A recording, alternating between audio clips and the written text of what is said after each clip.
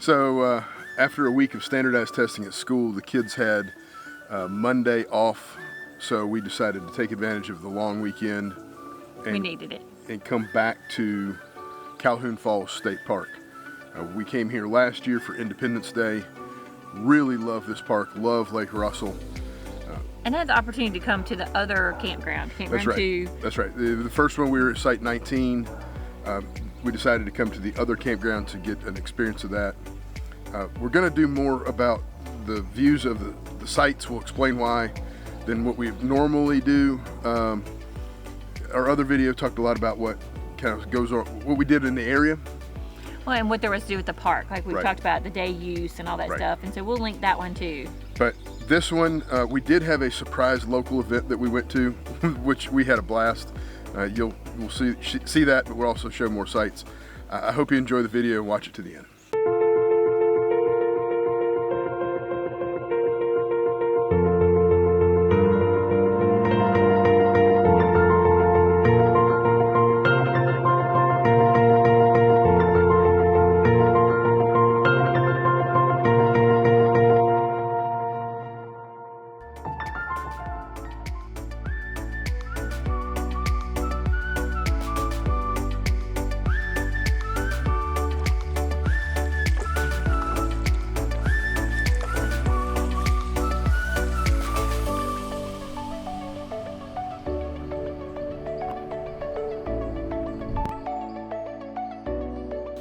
So after a long week last week at school through standardized testing and all the things they tell you, make sure they get lots of sleep and eat well and all the stuff that But you also have to, deal with after school activities and baseball practices and all that. But so, no homework, so nothing to keep them busy in the afternoons. So we had a long weekend and we decided to get back to Calhoun Falls. It's a little bit of a ride for us, so we didn't want to. Calhoun Falls is hard for us to get here for a 2-nighter. We wanted a 3-night trip. This worked out perfect. The weather was a little bit of a bear the first day and a half or so. Well, it just rained so much on Friday that everything was then wet. And Calhoun Falls, you'll see, we've got a lot of video of other sites and our site, but lots of steps, lots of like your campers here, and you've got open space here, which is great. Lots and lots of space spread out, lots of opportunity, but it is, when it's wet, it just made it a little bit extra difficult. Yeah, we drove through rain. It rained a lot, I think like 3 inches on Wednesday. So everything's already wet. And then on Friday, we got another cold front that came through and dumped more rain. We drove through it. By the time we got here, the rain had passed, but everything was soaking wet, like muddy. Standing water wet. Yeah, the family area was muddy. Really just one big spot. I mean, right at the bottom of the steps. Right at the steps, yeah. so I mean, like where the picnic table was fine, but like you had to like kind of go through or around. It's just the nature of big puddle. Nature of having that much rain in a week. It's just and it's spring. Spring is like that. Yeah, especially South Carolina is wet in the spring. But we're at Site 66. Turned out to be a beautiful site, and you see the lake behind us. It's a great site. I'll pause now. We're actually going to do 2 walk-arounds because I did an initial setup when we got here that night. It was a little tight, you'll see, and then we'll do a walk-around and how we change things around for the setup on Saturday and Sunday.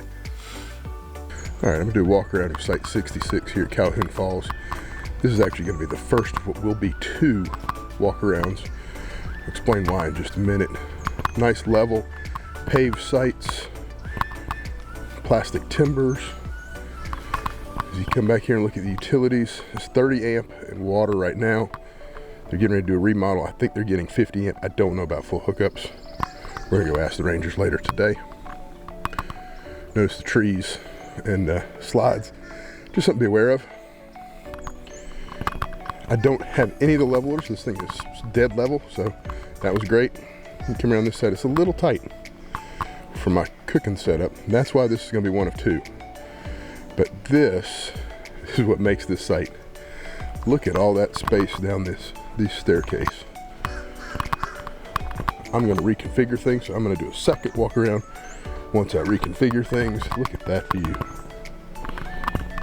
Now, do note, neighbors on this side, a little bit close. Great if you're buddy site. If you like have friends that want to camp next to you, They also have good access to the water over here on this side. Nice privacy. The reason I'm coming over here, I want you to see there's a set of stairs leading down to a fairly sandy beach for a lake. It's a beautiful Saturday morning. We'll make some breakfast and then we'll start changing the setup around. Alright, so this is going to be walk around number 2. You'll be able to see what I've done differently in my setup. Notice now as we come around this side, none of my cooking stuff is here. I still have the Blackstone table just because we wanted to set a few things down when we come out. But we put the tent up down here over the table, and I have moved Blackstone down here. I always keep that extra hose to be able to hook up one of my tanks, and I will be able to cook with a view. And it's rather windy still today. The wind is supposed to be subsiding in a couple hours. I'm looking forward to getting a fire going tonight and having our setup right there, so we have a little more space to walk and carry about up here. I'm gonna post a picture next of what this looks like at night with all the lights on. We'll have the awning out, the lights are on it. I think it'll be a really pretty setup.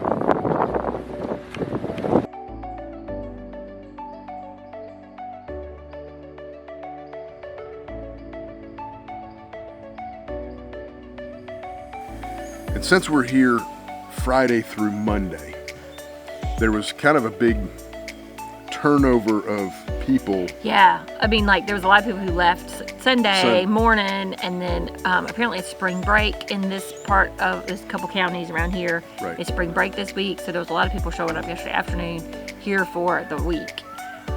So we were able to kind of be nosy and get into the site. So while everybody was gone, we took the camera and we walked around Loop 2 and highlighted and showed some of the video of some of the premier sites, Site 64. And some of them have these top 10 sites, so like the best sites of the park. And so some of those were open. So we wanted to kind of show you, it's sometimes hard to get an idea of what a site looks like from, you know, the 2 or 3 pictures that is on the South Carolina website, which I think South Carolina website does a great job. And it's great that you can even see something. But still, it's like, now how does that, are there stairs? Is there availability to the water? Yeah, what's the water look like when you get down there? So, is it riprap? Is it shoreline? Is it, So we decided to show that. 2 that we didn't get this time, but were in the other video from when we were here 4th of July last year, was 58 and 61. I think they rate 61 as one of the top 10, but 58 is equally as good. Yeah. And one of those is the 61's the pull through. Now 58's the pull through, 61's back in. And this is the side we were on. We were on the other side last time, and we came over here, and we thought we had a really sweet spot last time on campground 1 and 19, and then we came over here to look at the pier and do some other things. We're like, whoa, these are really cool too. So we'll pause here again and we'll show a series of the different sites, and we'll come back and kind of have a little bit more discussion here in just a few minutes. So Site 64, one of the top 10 campsites. And as you come around, it's because it sticks out on this point. On this side, you've got the nice space. Come around on this side, you've got nobody next to you. Seems fairly level. On this side, you do have riprap on the shore, but the sun sets over there. You come around here, and the sun rises over here. You got plenty of space down here, down these steps. If you got kids that wanted to put a tent out, I bet you could. Definitely a pretty great site. This is double site 56, 57. Kind of like 67, 68. As you come down here, you can see side by side spaces. I don't know how well you can see that. And then over here, you've got 2 picnic tables, 2 tables. One thing to know about this site, it's also where people walk through to go to the fishing pier.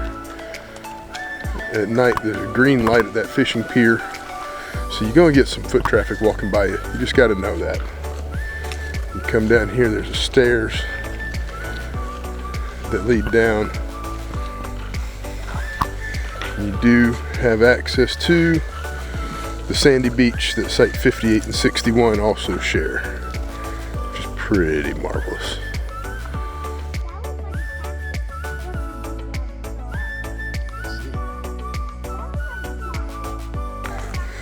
Site 53,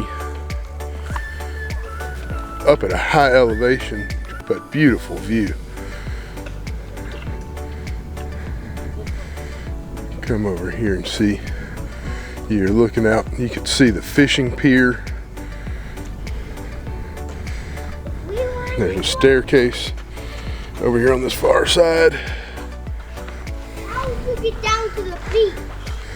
Goes down a little bit. Oh, and there is a little sandy beach down there. It's a bit of a walk down there, but Site 52, probably one of the narrowest ones we've seen here. During the winter, you can see the lake from 52. Probably not so much during the summer.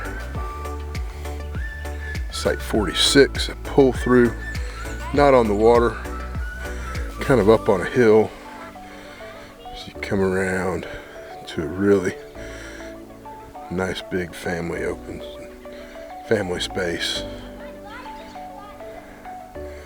You got the view. During the winter, you can kind of see a little bit of the water, but not much.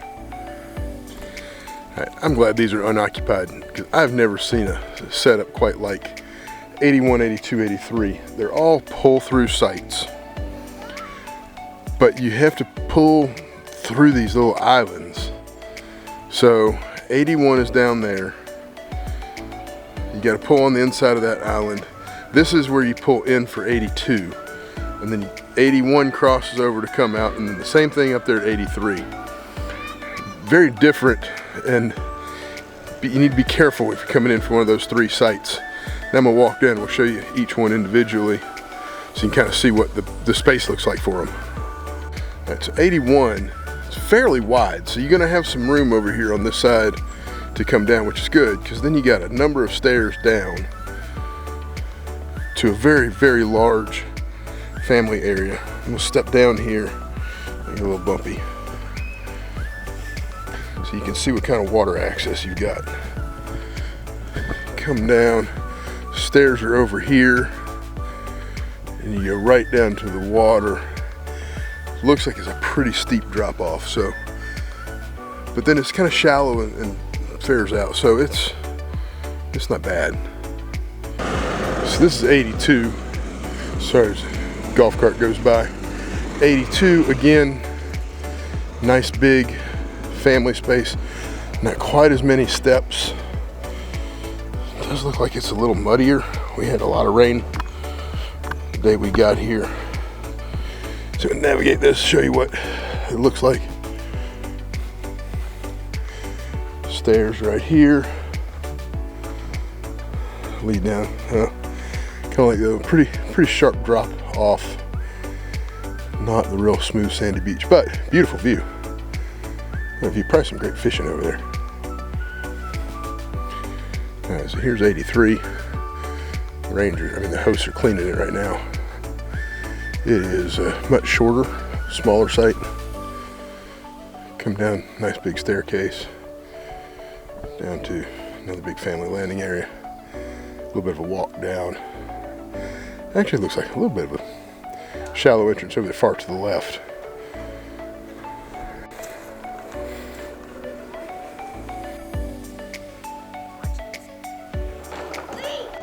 Faster.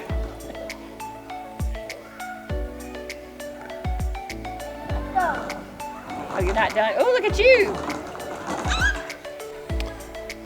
This is Site 80. Very standard, like a lot of them here. Back up, have the timbers all around. Fancy seating walls. Nice big area. There's a staircase on this side that leads down to the side of the water. Looks like over there is where people are putting kayaks and whatnot in.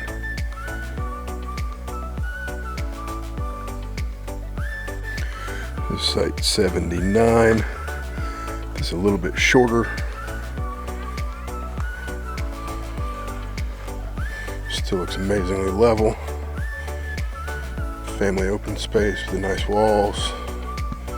Amazing view.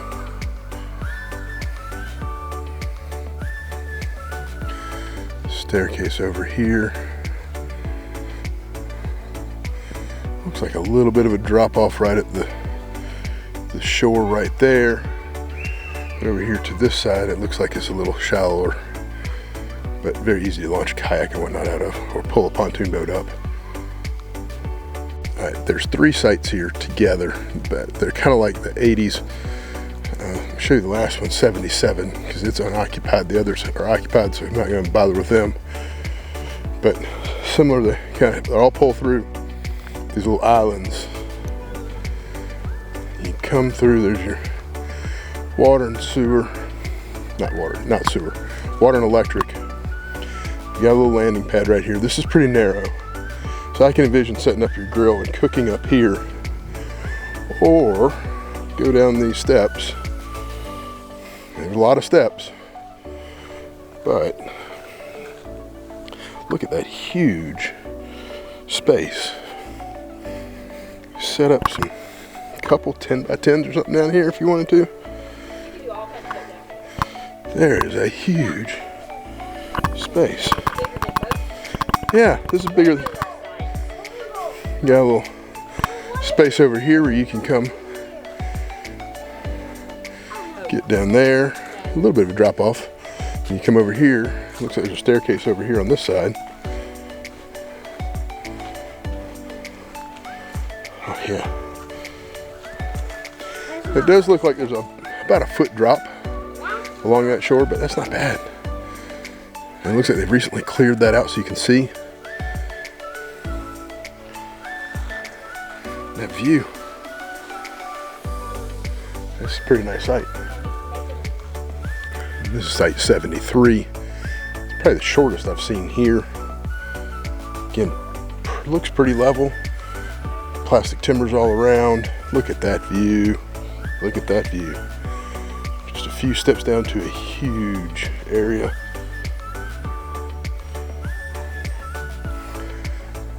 They got a new picnic table. Done some things there. You can see the access. Very nice access. And it looks like they have recently cleared a lot of this out so you can see better.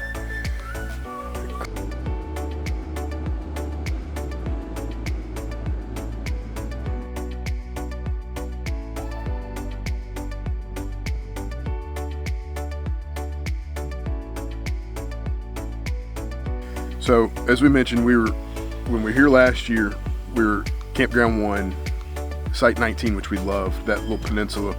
I believe, if I remember right, 13, 14, 15, those are all fantastic over the water. Yeah, there's not hardly anything bad about that area. I think there's even better sites in Campground 2. Yeah.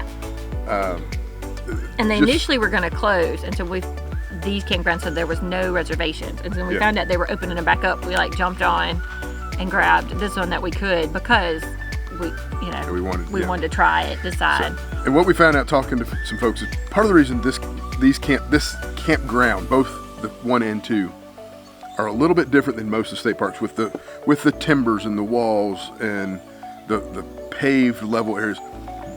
Lake Russell was built by the Army Corps of Engineers. So this campground was built by the Army Corps of Engineers. It was designed by them for them. And at some point, I haven't got clarification of when. I may try and find it out and link it up here. Our son is Our son just walked out with 6 hats on his head. Sorry. So at some point, the Army Corps of Engineers decided they wanted to get out of a lot of the campground business, so they gave this over to the state of South Carolina. The state of South Carolina has realized they want to upgrade some things. So that's why it was going to be closed right now. Yeah, because they're doing 50 amp. Yeah, they're going to add 50 amp and all new water service. They said that when they built this campground, they didn't really lay out where the water lines run. So they don't know where they have no idea. They keep running into them by accident. And so they're going to do all new water, so they know where it is, where they can map it out. All new 50 amp. They are not adding full hookup. I'm a little disappointed in that. You'd think they have the space for it, but for whatever reason, they've decided not to do that. And we don't know what their like overall sewer system is in this county or this part of the world. So they are going to be closing November and December of 2022. And the hope is that they will reopen in April of 2023. According to our camp host, he said he is scheduled to be back here April of 2023 to hope to reopen one of the campgrounds. And so one is closing in November and the other one closes in December, so they're going to kind of stagger them. But you can already see they're already doing like some conduit and things like on the main road. So Right. they're doing as much as they can ahead. And if you're in this area, the day used area is phenomenal. Yeah. So, you know, that'll still be available. Take advantage of that. Yeah, that sandy beach is amazing. And there's tennis courts and basketball courts and picnic areas and So one of the things we always try and do when we come to these places, besides exploring the campground, we want to try and find some local flavor, whether it's a restaurant, an event, whatever. shops, Whatever we can find. So historical. we happened to put on a Facebook group the week before we were coming that we were going to be here this weekend, and somebody said, "Oh, you ought to go check out the Polar Bear Plunge." What is What that? is that? And they said, well, it's going to be at Blue Hole. And I'd seen Blue Hole when we were here last year, 4th of July. They did the fireworks the week before. So I'm familiar with that. It's County Park, Abbeville County Park. It is nice. It is a nice park. You can tell that it was also built by the Corps of Engineers, a very similar layout. there are little picnic areas. squares like every 25 feet. It's got a nice big pavilion where they had, when we were there, had a band and like even a dance floor area, and it's right on the water. So the flyer that the lady then put up said that it was an event for helping local charities. It was put on by some motorcycle clubs. I was like, okay, I didn't think too much about that. And then we got there, I think it was mostly locals. Yeah, I think we might have been the only group, like family unit, that was not directly attached to one of the motorcycle clubs or one of the people who had raised money to do the Polar Bear Plunge. Like, we obviously look like, you don't look like you are from here. You don't look like you. Yeah, how are you? We weren't dressed like everybody was wearing the t-shirt or the leathers or the I'm a supporter of or whatever. And people were like, you need a t-shirt? You need to like connect. So what we found out was that there was a gentleman in the area that was a member of one of these motorcycle clubs, a Harley group, who was killed last year about this time in a motorcycle accident. So to honor him, they hosted this event to raise money for local charities. I think it was about 4 or 5 local charities. You had to raise at least $75 in order to participate in the plunge. And all these big burly biker men, all loaded up on pontoon boats, rowed out a little ways and jumped off the pontoon boats into the water and swam back in one at a time. What was interesting, was funny, is my daughter asked, like, well, how will we know when it's about time for the plunge? And about that time, this guy who you could tell normally had on short sleeve shirt, like he was super tan on his arms, and normally had on jeans or leathers or whatever, came through in like red, white, and blue swim trunks, and was as white as snow, like on his chest and on his legs. And I was like, I think it's about time. Like the parade of like these normally, tough bikers in their swim trunks, jumping off. And it was brisk. I mean, the wind was brisk, but also, they took them out in the water. So, it's always like obviously colder out deeper. I got in the kayak yesterday and I was like, I put my foot in just to get the kayak out. And I was like, I don't want to. So I can imagine it was quite a little shock to the system. And you'd think March polar bear, but it was cold. Kudos to the Abbeville Fire and Water Rescue. They had a couple divers on the scene, and that's why they were having them jump off one at a time so they could make sure they came back up. I actually know a football player from Clemson that died here at Calhoun Falls in a drowning accident. So they were wanting to be very, very careful. So and sure enough, one of a young person jumped in, and the cold shocked him, and the diver dove right in. He dove in before out. he even realized, like, the kid like popped up, and I was like, oh, there he is, and then the diver was in. So I mean, the diver immediately recognized that something wasn't right. And I mean, he was in before anybody on shore even like had an inkling that maybe there was something wrong. And then the very last gentleman that went in, I think it was just such a cold shock. Like, I think he wasn't as prepared for the shock, and they helped him. He tried to swim in, and he said within 10 seconds, he said, I lost my breath, and the diver was right there. So. And the one diver stayed in the water. Like, after he jumped in with the first kid, he just stayed in the water. Kudos for them. They did a great job. The guys obviously raised a lot of money. The very first child that jumped in, he got first dibs to go in because apparently he was the little brother of the person killed in the accident, and he raised over $1,000 himself. So kudos to them. They had a live band. They had a really good band. They had good food. Yep. We got some ribs and barbecue. Oh, some best pulled pork, and they had smoked mac and cheese. It was fantastic. Taste My Smoke was the name of that. I think they were out of Greenwood. Very, very well done. Sponsors had lots of various different vendors there. It was just a neat event. The reason we bring all this up, the chances of you being here for the Polar Bear Plunge next year, they're going to do it again around St. Patrick's Day. You may not make it to this, but go look around when you come to these sites. Look around and see what else is going on in the area. And check it out.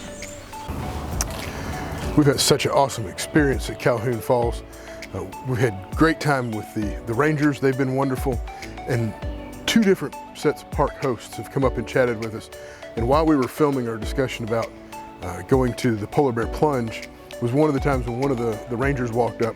And so we kind of got interrupted in our filming and forgot to talk about one of the other things that we did while we were here, which was really neat. And if you have time and want to go right out of the park to explore, well worth it, is to go right down to the dam. The Lake Russell Dam has an overlook. It looks like you might be able to walk almost out to the dam, a little bit up before the overlook, but you keep on going past it. And there's a parking area with a really neat kind of deck patio area where you can go out and look and see the dam and how they built it. There's some information about Lake Russell there. It was really neat for the kids because they've never experienced anything like that. So just another thing to add to your list of things to do if you're going to be out and about and want to explore Calhoun Falls. It's just down the highway, go through Calhoun Falls heading south, and just keep going. You'll see the Overlook sign probably 4 or 5 miles down on the right.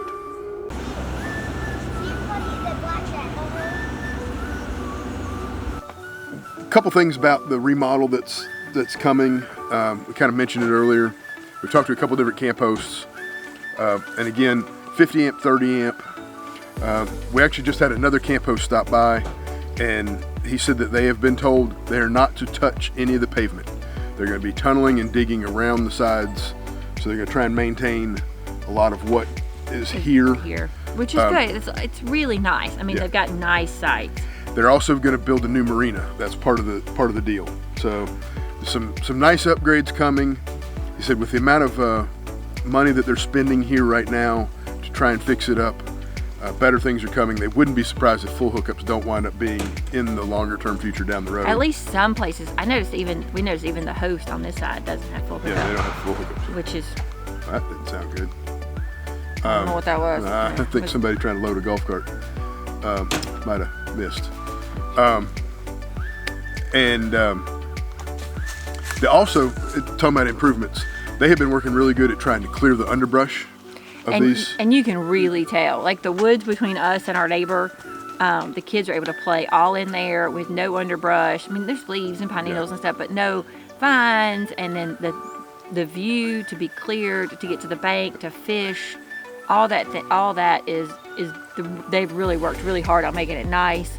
And it does. It just really improves your overall experience. Yeah. And then, like we said, there's a lot of wind on this lake. There's a lot of wind coming off the water. So when you're coming in the wintertime or, spring, be prepared for that. Have maybe an extra sweatshirt or an extra long pair of pants because it's beautiful during the day, but it does get a little chillier at night.